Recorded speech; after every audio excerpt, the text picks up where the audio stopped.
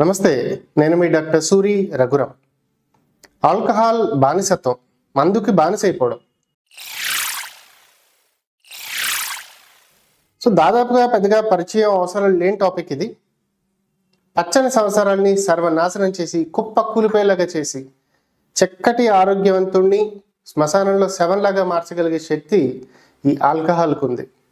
మన channel viewers రిపీటెడ్గా నన్ను అడుగుతున్నారు, సార్ దీని గురించి ఒక వీడియో చేయండి, ఇది చాలా అవసరమైన టాపిక్, దీనికి ఎలాంటి మందులు అందుబాటులో ఉన్నాయి, దీనికి కారణాలు ఏంటి, ఒక వ్యక్తి ఎందుకు ఇలా బానిస అవుతాడు.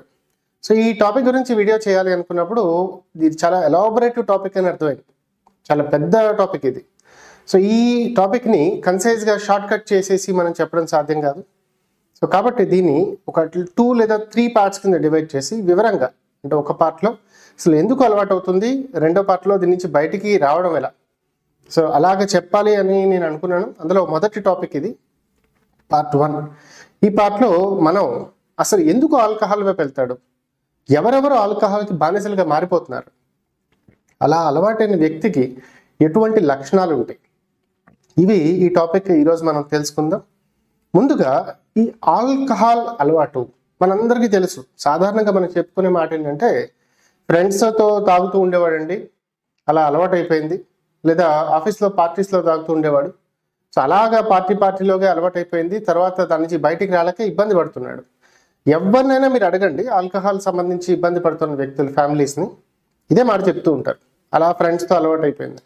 కానీ వాస్తవానికి ఈ మాటలో, అంటే వీళ్ళు చెప్తున్న ఈ లాజిక్లో వాస్తవం కొంత నిజం ఉన్నా కూడా అది పూర్తిగా 100% వాస్తవం కాదు.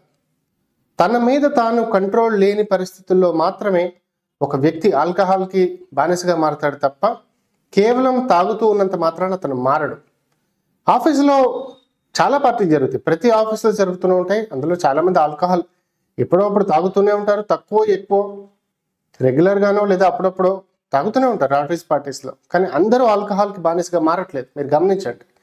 అట్లాగే ఫ్రెండ్స్, చాలామంది ఫ్రెండ్స్ ఎప్పుడైనా కలిసినప్పుడు ఆల్కహాల్ తీసుకుంటూ ఉంటారు, కానీ అందరు ఫ్రెండ్స్ కూడా ఆల్కహాల్కి బానిసలుగా మారిపోవట్లేదు.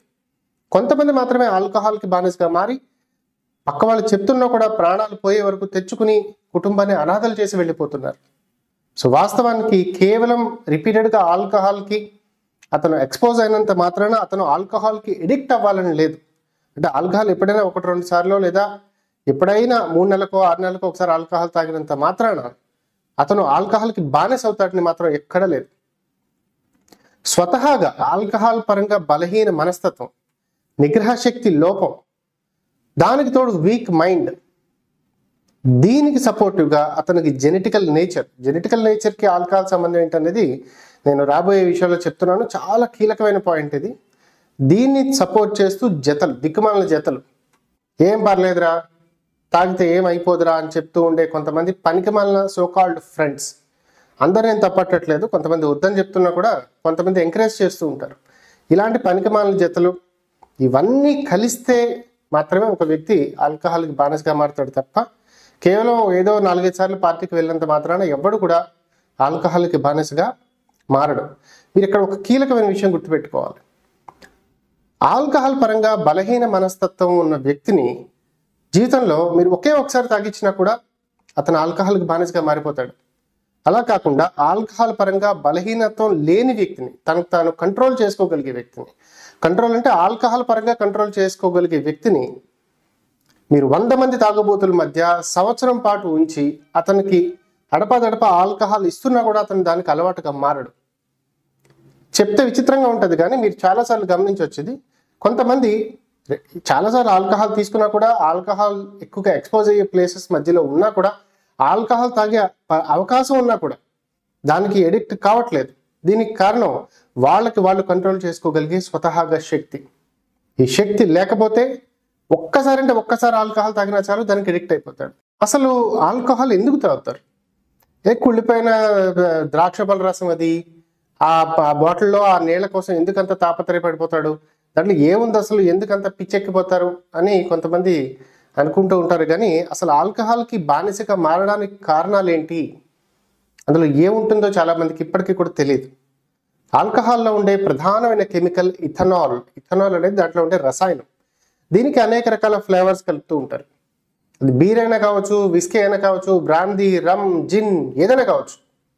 కానీ దాంట్లో ప్రాథమికంగా ఉండే రసాయనం అయితే ఇథనాల్. అరే నేను తాగనండి, నేను విస్కీ తాగను, బీర్ మాత్రమే, అది ఎప్పుడప్పుడు తాగుతూ ఉంటాను, అదేం చేయదు, బీర్ చలవ చేస్తుంది, విస్కీ ఇవన్నీ అబద్ధాలే. వాస్తవానికి అన్నిట్లో ఉండేది ఒకే రకమైన కెమికల్, అదే ఇథనాల్. మన బ్రెయిన్లో అనేక రకాల కెమికల్స్ ఉంటాయి, అలాగే అనేక రకాల భాగాలు ఉంటాయి, విభాగాలు బ్రెయిన్లో. అందులో కొన్ని విభాగాలు ఒక వ్యక్తి యొక్క మానసిక స్థితిని నిర్ధారిస్తూ ఉంటాయి, మానసిక స్థితి పైన ప్రభావాన్ని చూపుతూ ఉంటాయి. అందులో కీలకమైనవి 2 విభాగాలు. అందులో ఒక విభాగం ప్రేరేపణకు గురైనప్పుడు ఆ వ్యక్తికి దుఃఖం, బాధ, ఏదో కోల్పోయిన ఫీలింగ్ అనేది కలుగుతూ ఉంటుంది. మరో రకమైన విభాగం ఉంది. ఈ విభాగం కనుక ప్రేరేపణకు గురైనప్పుడు ఆ వ్యక్తిలో చాలా సంతోషం, హ్యాపీనెస్ ఫీలింగ్ అనేది కలుగుతూ ఉంటుంది. ఈ భాగం ఎప్పుడైతే చైతన్యం కలుగుతుందో వాడికి చాలా హ్యాపీ. అంటే ఉదాహరణకి మనకి సెక్స్లో పాల్గొన్నప్పుడు కానీ, లేదా అందమైన అమ్మాయిని చూసినప్పుడు కానీ, లేదా అందమైన ప్రాంతాన్ని చూసినప్పుడు కానీ, స్త్రీలకైతే ఒక అందమైన అబ్బాయిని చూసినప్పుడు కానీ, లేదా ఒక ఆహ్లాదకరమైన టేస్టీ ఫుడ్ తిన్నప్పుడు కానీ, ఇవన్నీ కూడా మనిషి యొక్క సహజమైన ఫీలింగ్స్. సో ఎప్పుడైతే ఈ సంతోషకరమైన ఫీలింగ్స్ని మనం చూసామో లేదంటే ఎక్స్పీరియన్స్ అయ్యామో, వాళ్ళల్లో ఈ సంతోషానికి కారణమైన విభాగం అనేది ప్రేరేపణ జరుగుతుంది. తద్వారా మనిషికి హ్యాపీనెస్ అనే ఫీల్ కలుగుతూ ఉంటుంది. ఇవన్నీ కూడా న్యాచురల్ ఫీలింగ్స్. కానీ ఆల్కహాల్ ఏం చేస్తుందంటే ఈ హ్యాపీనెస్ని కారణమయ్యే సెంటర్స్ ఏవైతే ఉన్నాయో బ్రెయిన్లో విభాగాల్ని కృత్రిమంగా తీవ్రంగా ప్రేరేపిస్తుంది. దాంతో ఆ వ్యక్తి తెలియకుండానే తీవ్రమైన హ్యాపీనెస్ అనే ఫీల్కి గురవుతాడు. దాన్ని రివార్డింగ్ పాత్వేస్ అంటారు వైద్య పరిభాషలో. రివార్డింగ్ పాత్వేస్, ఇది ఒక రివార్డ్ కలిగినట్టుగా బ్రెయిన్ భావించి చాలా హ్యాపీనెస్కి గురవుతుంది. వాస్తవానికి అక్కడ ఏం లేదు, ఏమీ హ్యాపీనెస్ లేదు, ఏమీ లేదు. బట్ ఆర్టిఫిషియల్గా ఆల్కహాల్ ఆ భాగాన్ని ప్రేరేపిస్తుంది. దాంతో తెలియకుండానే వ్యక్తి ఒక రకమైన సంతోషకరమైన ఫీల్కి గురవుతాడు. అతనికి ఇన్హిబిషన్స్ అనేవి తగ్గిపోతాయి. ఇన్హిబిషన్స్ చాలా కీలకమైన పాయింట్ ఇది. ఎప్పుడైనా మనం ఎవరైనా పార్టీకి వెళ్ళినప్పుడు లేదా చుట్టాల ఇంటికి వెళ్ళినప్పుడు మనం నిగ్రహించుకుంటూ ఉంటాం. ఉదాహరణకి ఏదైనా ఒక చోట ఏదైనా మాట్లాడకూడని మాట ఏదైనా ఉందనుకోండి, ఓహో ఇక్కడ ఇది మాట్లాడకూడదు అని మనం కంట్రోల్ చేసుకుంటాం. మనకి బాత్రూమ్కి వెళ్ళాల్సి వచ్చింది అనుకోండి, అర్జెంట్ అయినా కూడా ఇక్కడ సభ్యత కాదు, మనం వెళ్ళకూడదు అని మనం కంట్రోల్ చేసుకుంటాం. ఏదైనా ఒక చోట ఏదైనా తప్పుడు మాట మాట్లాడాల్సి వస్తే, లేదు ఇది సమాజంలో బాగోదు, నా పరువు పోతుంది, ఇలా చెప్తే తప్పుగా అనుకుంటారని చెప్పి మనం కంట్రోల్ చేసుకుంటూ ఉంటాం. ఇలాంటి వాటిని ఇన్హిబిషన్స్ అంటారు. ఈ ఇన్హిబిషన్ ఫీలింగ్స్ని ఆల్కహాల్ పోగొట్టి ఆ వ్యక్తికి బాధ, ఆతృత, కోపం, చిరాకు, భయం ఇలాంటివన్నిటిని కూడా అతనికి పోయేలాగా చేసి అది అతను పూర్తి ఫ్రీగా ఏ రకమైన అడ్డు లేకుండా మాట్లాడేలాగా లేదా థింక్ చేసేలాగా లేదా పంచుకునేలాగా చేసే శక్తి ఈ ఆల్కహాల్ కల్పిస్తూ ఉంటుంది. అదొక ఫ్రెండ్ లాగా బాధని, కష్టాన్ని, సుఖాన్ని, ఇబ్బందుల్ని పంచుకునే ఒక స్నేహితుడిలాగా తయారవుతూ ఉంటుంది. ఆఖరికి ఇంట్లో ఏదైనా శుభకార్యమైనా కూడా, ఉద్యోగంలో ప్రమోషన్ వచ్చినా, ఫ్రెండ్ ఇంట్లో పెళ్ళి అయినా, పిల్లలు ఎదిగి ఒక స్థాయికి చేరినా, ఏదైనా టూర్కి వెళ్ళినా, డబ్బులు వచ్చినా డబ్బులు పోయినా, వ్యాపారంలో నష్టం వచ్చినా, ఇలా ప్రతి దాన్ని వీళ్ళు ఆల్కహాల్తో పంచుకోవడం స్టార్ట్ చేస్తూ ఉంటారు. ఏ సందర్భమైనా ముందు ఆల్కహాలే గుర్తొస్తూ ఉంటుంది. ఈ సమస్య ఎంత తీవ్రంగా మారుతుందంటే మామూలు దశలో వాళ్ళకి చాలా హ్యాపీనెస్ని, ఎగ్జైట్మెంట్ని కలిగించే ప్రకృతి కానీ, పరిస్థితులు కానీ, మనుషులు కానీ, లేదా సందర్భం కానీ, వీటిలో ఇలాంటి వాటితో వాళ్ళ బ్రెయిన్ ఎగ్జైట్ అవ్వాల్సింది పోయి ఆ టైంలో ఆల్కహాల్ తోడుని కోరుకుంటూ ఉంటుంది. ఆల్కహాల్ లేకపోతే వాళ్ళు సహజంగా పొందాల్సిన ఎగ్జైట్మెంట్ని కోల్పోతూ ఉంటారు. మీకు చిన్న ఎగ్జాంపుల్ చెప్తా. ఏదైనా మంచి మీరు టూర్ ప్లేస్కి వెళ్ళారనుకోండి, ఫ్రెండ్స్ అనేవాళ్ళు కేరళ లాంటి ప్లేసెస్కి, మునార్ లాంటి ప్లేసెస్కి వెళ్ళినప్పుడు ఆ ప్రకృతి చాలా అందంగా కనిపిస్తూ ఉంటుంది. అబ్బో చాలా బాగుంది అంటుంటే ఈ ఆల్కహాల్ అలవాటు అనే వ్యక్తి, అరే మామ మనకు కొంచెం మందు ఉంటే బాగుంటుందిరా అంటాడు. సో అంటే ఆల్కహాల్ తీసుకుంటేనే వాడికి ఆ ప్లేస్ అనేది, ఆ హ్యాపీనెస్ని వాడు ఎంజాయ్ చేయగలుగుతాడు. ఏదైనా ఫంక్షన్కి వెళ్ళారనుకోండి, అందరూ హ్యాపీగా డాన్సులు చేస్తున్నారు అనుకోండి, వీడికి ఆల్కహాల్ అలవాటున వ్యక్తికి రే కొంచెం మందు వేస్తే బాగుంటుందిరా అంటాడు. అంటే ఆ మందు వేస్తేనే అతను ఆ హ్యాపీనెస్ ఫీల్ని, ఆ సందర్భాన్ని ఎంజాయ్ చేయగలుగుతాడు. లేకపోతే ఏదో కోల్పోయిన ఫీలింగు లేదా ఏదో తక్కువైనట్టు, ఏదో వెలితి ఏర్పడినట్టు అనిపిస్తుంటుంది తప్ప ఆ సందర్భాన్ని అతను 100% పూర్తిగా ఎంజాయ్ చేయలేడు. సో ప్రతి సందర్భానికి ఏదైనా బాధ కలిగినా కూడా, ఉదాహరణ నష్టం వచ్చినా కూడా అరే కొంచెం మందు ఉంటే తీసుకురారు. సో ఆ మందు సపోర్ట్ తగిలితే అతను ఆ బాధని ఆ మందు సాయంతో అతను మర్చిపోగలుగుతాడు.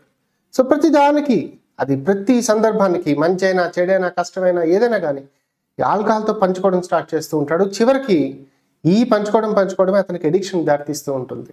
ప్రతి సందర్భంలోనూ అతనికి ఆల్కహాలే గుర్తొస్తూ ఉంటుంది. ఇలాగా ఒక ఫ్రెండ్ లాగా, ఒక తోడులాగా లేదా ఒక కిక్గా మొదలైన ఆల్కహాల్ అనేది క్రమేపీ ఒక ఎడిక్షన్గా, ఒక బానిసత్వంగా మారుతూ ఉంటుంది.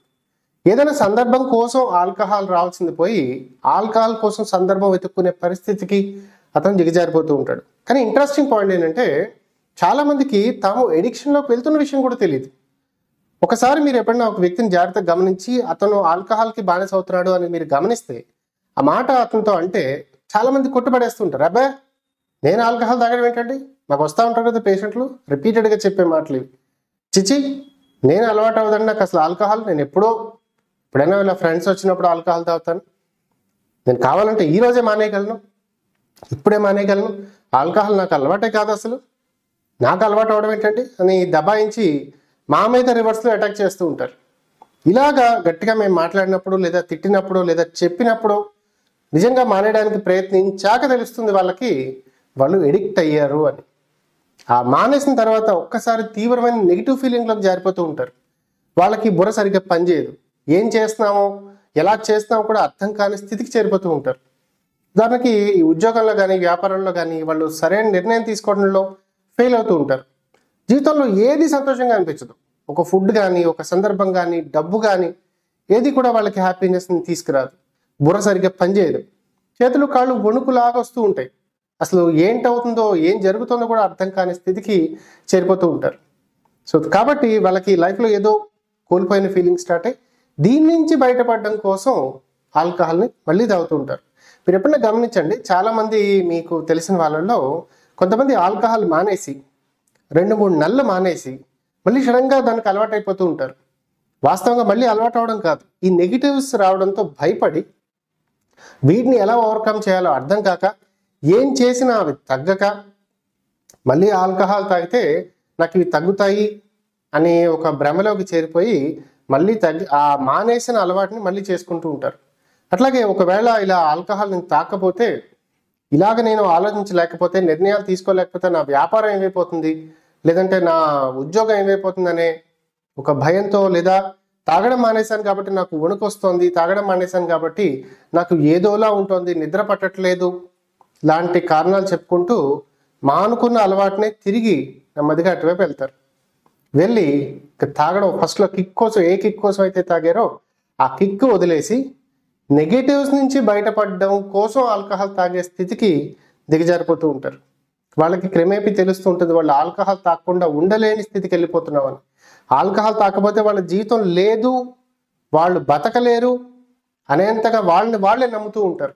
ఆల్కహాల్ వల్ల జీవితం ఆరోగ్యం పాడైపోతుందని తెలుస్తున్నా కూడా అన్నిటికీ సిద్ధపడిపోతారు. ఆఖరికి చనిపోయినా పర్లేదు, నేను ఆల్కహాల్ తాగకుండా ఉండలేను, నా జీవితం ఇంతే, నా జీవితంలో ఆల్కహాల్ ఒక భాగం, ఇది నాకు తప్పనిసరి, ఇది ఇంట్లో వాళ్ళు లేకపోయినా కూడా, ఎవరు నన్ను వదిలేసినా, ఎవరు నన్ను ఏమన్నా కూడా నేను ఆల్కహాల్ తాగకుండా ఉండలేను అని బలంగా వాళ్ళే నమ్ముతారు. చివరికి ఆల్కహాల్ ఎడిక్షన్ వైపు పోతారు. ఎంతలా అంటే వాళ్ళ బ్రెయిన్లోని నరాల్లోనే కెమికల్ చేంజెస్ ఏర్పడతాయి, కొన్ని అయితే శాశ్వత చేంజెస్ కూడా. దాంతో వాళ్ళు ఆల్కహాల్ మొత్తానికి ఎడిక్ట్ అయిపోయి బయటికి రాలేని స్థితికి దిగజారిపోతూ ఉంటారు. ఆల్కహాల్ అలవాటుగా మారడానికి జెనెటిక్స్ కూడా ఒక ప్రధానమైన కారణం. చాలా విచిత్రంగా ఉంటుంది. మీరు ఎప్పుడైనా కొన్ని ఫ్యామిలీస్ని గమనించండి, తండ్రి ఆల్కహాల్కి బానిసై ఆరోగ్యం చెడగొట్టుకుని హాస్పిటల్లో అడ్మిట్ అయ్యి చనిపోతే సాధారణంగా అటువంటి తండ్రికి పుట్టిన పిల్లలు చిన్న వయసులోనే ఆ తండ్రిని, ఆ కుటుంబం పడిన వేదనని, ఆ కుటుంబం కోల్పోయిన ఆర్థిక శక్తిని చూస్తూ చూస్తూ ఆ కొడుకులు వాస్తవానికి ఆల్కహాల్ పైన విరక్తి పెంచుకోవాలి. చిచి నా తండ్రిలాగా నేను తాగకూడదు అనుకోవాలి. కానీ ఏం చేస్తారో తెలుసా కొడుకులు చాలామంది, వాళ్ళు కూడా ఆల్కహాల్కి అడిక్ట్ అవుతారు. ఏ తండ్రిని అయితే వీళ్ళు చూశారో అదే తండ్రిలాగా వీళ్ళు తయారై, ఏ తండ్రిలాగా అయితే వీళ్ళు ఉండకూడదని అనుకున్నారో చివరికి ఆ తండ్రిలాగే వీళ్ళు ఉండి వీళ్ళ ఆరోగ్యం కూడా చెడగొట్టుకుని వీళ్ళు కూడా ప్రాణాపాయం తెచ్చుకుంటూ ఉంటారు. అదేంటి తండ్రిని చూశారు కదా, నువ్వెందుకు ఇలా చేస్తున్నావు, మీ నాన్న ఇలా చేశాడు కదా, నువ్వు నీకు తెలిసి కూడా ఎందుకు అలా అలవాటు చేసుకున్నావు అని చాలామంది తిడుతూ ఉంటారు. కానీ వాస్తవానికి ఈ అబ్బాయి కూడా ఎడిక్ట్ అవ్వడానికి కారణం ఆ తండ్రి నుంచి వచ్చిన జీన్స్. కొంతమంది మెదడులో ఈ ఆల్కహాల్ వలన ప్రేరేపణ జరిగే సెంటర్స్ అనేవి చాలా యాక్టివ్గా ఉంటాయి. మిగతా వాళ్ళు చాలా మంది పైన ఆల్కహాల్ మెదడు పైన చూపించే ప్రభావంతో పోలిస్తే జెనెటికల్గా ఈ అలవాటు ఉన్న వ్యక్తుల్లో ఆ ప్రభావం చాలా ఎక్కువగా ఉంటుంది. అంటే వీళ్ళ బ్రెయిన్ కొద్దిగా ప్రేరేపణ జరిగితే ఎడిక్షన్ అలవాటు జెనెటికల్లో ఉన్న వాళ్ళల్లో బ్రెయిన్ మరి తీవ్రంగా ప్రేరేపణకు గురవుతుంది. ఎంతలాగా అంటే ఒక్కసారి ఆల్కహాల్ తాగినా కూడా మళ్ళీ మళ్ళీ తాగాలనే కోరిక కలిగేంతలాగా. సో తండ్రిని చూస్తూ కూడా కొడుకు ఆల్కహాల్ ఏదో ఒక సందర్భంలో తాగి అన్ని తెలిసినా కూడా మళ్ళీ దాని వైపు వెళ్ళిపోతాడు. తన తండ్రిలాగే తన జీవితాన్ని కూడా పాడు చేసుకుంటూ ఉంటాడు. సో ఇది ఆల్కహాల్ రావడానికి, అలవాటుగా మారడానికి చాలా ప్రధానమైన కారణం. ఇక ఆల్కహాల్ అలవాటున్న వ్యక్తిలో కొన్ని విచిత్రమైన లక్షణాలు కనిపిస్తూ ఉంటాయి. మనకి ఆల్కహాల్ తాగే వ్యక్తిని చూస్తే చచ్చా వేస్ట్గా ఖర్చు పెడుతున్నాడు, డబ్బులంతా తగలేస్తున్నాడు అని మనం అనుకుంటూ ఉంటాం. కొంతమంది అయితే ఆల్కహాల్ తాగే వాళ్ళకి లెక్కలు చెప్తూ ఉంటారు. ఒరే రోజుకి నువ్వు ఇలా 200 తాగుతున్నావురా, ఇలాగ నెలకి తాగితే ఎంత ఖర్చు అయిందిరా, సంవత్సరానికి తాగితే ఇన్ని వేలు అయిందిరా, దీన్ని ఇలా ఇన్ని సంవత్సరాలు మీరు సేవ్ చేసుకుంటే నీకు ఇంత డబ్బు వస్తుందిరా అని చెప్తూ ఉంటాం. అంటే మన దృష్టిలో, ఆల్కహాల్ అలవాటు లేని వ్యక్తుల దృష్టిలో ఆల్కహాల్ అనేది ఒక వేస్ట్ ఖర్చు. కానీ చాలా ఇంట్రెస్టింగ్ పాయింట్ ఏంటంటే ఆల్కహాల్ అలవాటున్న వ్యక్తుల్లో అది ఒక తప్పనిసరి ఖర్చుగా భావిస్తూ ఉంటారు. ఉదాహరణకి ఇంట్లో పాల ప్యాకెట్ల ఖర్చు కానీ, లేదా కిరాణా సామానో, లేదంటే మరేదైనా వస్తువు ఖర్చులాగా వీళ్ళకి ఆల్కహాల్ అనేది ఒక తప్పనిసరి ఐటమ్ అనమాట. ఒకవేళ ఆల్కహాల్కి డబ్బులు సరిపోకపోతే ఇంట్లో సామాన్లు ఖర్చు అయినా కూడా కొంత తగ్గించుకుని మరి ఆల్కహాల్ కొనాల్సిందే. ఆల్కహాల్ లేకపోతే ఇంట్లో ఏదో ఒక వెలితిలాగా ఒక మేజర్ ఖర్చు, ఏదైనా ముఖ్యమైన వస్తువు మర్చిపోయినట్టుగా ఫీల్ అవుతూ ఉంటారు. ప్రతి సందర్భానికి ఆల్కహాల్ వైపు చూస్తూ ఉంటారు.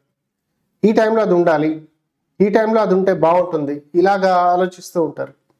సందర్భం వస్తే ఆల్కహాల్ తాగడం కాకుండా ఆల్కహాల్ తాగడం కోసం సందర్భం వెతుకుతూ ఉంటారు. ఆ టైంకి కనుక ఆల్కహాల్ అందకపోతే తిక్కగా ప్రవర్తిస్తూ ఉంటారు.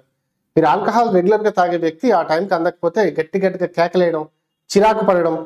ఒకవేళ ఏదైనా పెళ్లికి వెళ్ళినప్పుడు అతను రెగ్యులర్గా తాగే టైంకి గనక అతనికి ఆల్కహాల్ అందకపోతే ఆ పెళ్లి మండపం నుంచి, దగ్గర బంధువు అయినా కూడా ఆ మండపం నుంచి వెళ్ళి ఎక్కడో ఒకటి షాప్ వెతుక్కుని అక్కడ కొంత తాగేసి మళ్ళీ పెళ్లికి వచ్చి అందరి ముందు పరువు పోయేలాగా ప్రవర్తిస్తూ ఉంటాడు.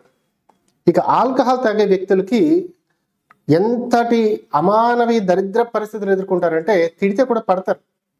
మేము సాధారణంగా పేషెంట్లు ఒక్కోసారి చాలా అసహ్యంగా తిట్టాల్సి వస్తూ ఉంటుంది. అతను చేస్తున్న తప్పని తెలియడం కోసం గట్టిగా మాట్లాడాల్సి ఉంటుంది. ఇంకొకళ్ళు అయితే అలా మాట్లాడితే ఖచ్చితంగా అయితే పడరు. ఏ వ్యక్తికైనా సరే కొంత పౌరుషం ఉంటుంది. డబ్బు ఉన్నా లేకపోయినా, పెద్ద ఉద్యోగమైనా చిన్న ఉద్యోగమైనా, ప్రతి వ్యక్తికి కూడా ఆత్మగౌరవం అనేది ఒకటి ఉంటుంది. ఎవరైనా మనం గట్టిగా అంటే మనం పడం, మనకి పౌరుషం వస్తూ ఉంటుంది. కానీ ఆల్కహాల్ తాగే వ్యక్తి ఆ పౌరుషాన్నే కోల్పోతాడు. సిగ్గు కూడా కోల్పోయి గౌరవాన్ని కూడా, ఆత్మగౌరవాన్ని కూడా పక్కన పెట్టేసి నేను ఆల్కహాల్ లేకుండా బతకలేను అనే స్థితికి చేరిపోతూ ఉంటాడు. రోడ్డు మీద ఏదైనా కింద పేడో ఏదైనా చెప్పు కంటుకుంటేనే మనం చిరాకు పడతాం. కానీ ఆల్కహాల్కి అలవాటైన వ్యక్తి రోడ్డు మీద ఆ ప్యాడ్లోనే పడిపోయి ఆ కాలు తీసుకెళ్లి మురికి కాలంలో పెడుతూ ఉంటాడు. ఎంత గలీజ్గా ఉంటుందంటే, నాకు ఒకసారి ఇక్కడ రాజమండ్రి దగ్గర ధవళేశ్వరం అనే ఒక గ్రామం ఉంది. ఈ ధవళేశ్వరం దగ్గర నేను ఒకసారి బండి మీద వెళ్తూ ఉంటే పక్కన ఒక అతను ఆల్కహాల్ తాగేసి పడిపోయినాడు. ఒక కాలు పైన ఉంది, ఒక కాలు ఆ మురికి కాలంలో ఉంది. ఆ మురికి కాలంలో ఉన్న కాలుని పంది కొరుకుతోంది. పంది కొరుకుతున్నా కూడా ఆ కొరుకి నొప్పికి కాలు పైకి పెడుతున్నాడే తప్ప అతనికి అసలు ఎలాంటి పరిస్థితిలో ఉన్నాడో కూడా తెలియదు. సో చూసేవాడికైతే చిచ్చి ఇది ఇలాంటి జీవితం రా అనిపిస్తుంది. కానీ ఆల్కహాల్ మత్తులో ఉన్న వ్యక్తికి తాను అసలు ఎంత సంతోషకరమైన, ఆహ్లాదకరమైన వాతావరణంలో ఏదో అద్భుతమైన పార్క్లో ఉన్నట్టుగా హ్యాపీ ఫీల్ అయిపోతూ ఉంటాడు. ఒక మనిషిని ఇంతకంటే దిగజార్చి, ఇంతకంటే దరిద్రమైన పరిస్థితులకి బహుశా తీసుకెళ్ళలేమంత చండాలైన స్థితికి ఆల్కహాల్ అనేది తీసుకెళ్తా ఉంటుంది. ఆర్థికంగా నష్టపోతున్నా, సామాజికంగా అతని గౌరవం అనేది భంగం కలుగుతున్నా, అతని ఆరోగ్యం పాడైపోతున్నా, చావుకి దగ్గరవుతున్నా, చివరికి ప్రాణం పోయే పరిస్థితులు ఎదురవుతున్నా, రిపోర్టుల్లో తేడా కనబడుతున్నా, అతనికి ప్రమాదానికి చేరువవుతున్నాడని చూస్తున్నా, ఆల్కహాల్ తాగిన వ్యక్తి తన స్నేహితుడు చనిపోయాడు, తను అదే పరిస్థితిని ఎదుర్కోబోతున్నాడు అని తెలిసినా కూడా ఆల్కహాల్ తాగుతాడు. అంతలాగా ఈ ఆల్కహాల్ ఎడిక్షన్ వైపు వీళ్ళు చేరిపోతారు. ఇక ఈ ఆల్కహాల్ అలవాటు ఉన్న వాళ్ళని మా దగ్గర తీసుకొచ్చినప్పుడు చాలా మంది పేషెంట్లు, బాబు నువ్వు మానేవయ్యా అంటే సరే సరే అంటారు తప్ప మనస్ఫూర్తిగా అయితే చెప్పరు. ఇంకో ఇంట్రెస్టింగ్ పాయింట్ ఏంటంటే, ఆల్కహాల్ తాగడం వల్ల వాళ్ళకి అనేక రకాల రుగ్మతలు వస్తూ ఉంటాయి. చేతుల్లో కాళ్ళల్లో తిమ్మిర్లు వస్తూ ఉంటాయి, కడుపు ఉబ్బరం రావచ్చు, నీరు పట్టచ్చు, కాళ్ళల్లో నీరు చేరచ్చు, నిద్ర పట్టకపోవచ్చు. వీటికి మెడిసిన్స్ అడుగుతూ ఉంటారు. అంతే తప్ప ఆల్కహాల్ మానేయడం గురించి మాత్రం వాళ్ళు మాట్లాడరు. 3-4 సార్లు రెట్టించి మానేస్తావా అని అడిగితే అంటారే తప్ప గట్టిగా అయితే నోట్లోంచి మాట రాదు. వాళ్ళ దృష్టిలో ఏంటంటే ఆల్కహాల్ వాళ్ళు తాగుతారు, కానీ దానివల్ల వచ్చిన సమస్యలను అయితే డాక్టర్ పరిష్కరించి ట్రీట్మెంట్ ఇవ్వాలట. ఆల్కహాల్ మానడం గురించి మాత్రం డాక్టర్ చెప్పకూడదట. కొంతమంది ఇంకా మహానుభావులు ఉన్నారు, వీళ్ళైతే డాక్టర్నే కన్విన్స్ చేస్తూ ఉంటారు. ఆల్కహాల్ తాగొచ్చు కదా సార్, ఏమైపోతుంది సార్, కొంచెమే కదా సార్, ఇంతే కదా సార్, మీరు తాగరా సార్, 90 ml కదా సార్. ఇట్లాగా డాక్టర్కి కన్విన్స్ చేసేంత పెద్ద మహానుభావులు కూడా మనకి అప్పుడప్పుడు కనిపిస్తూ ఉంటారు.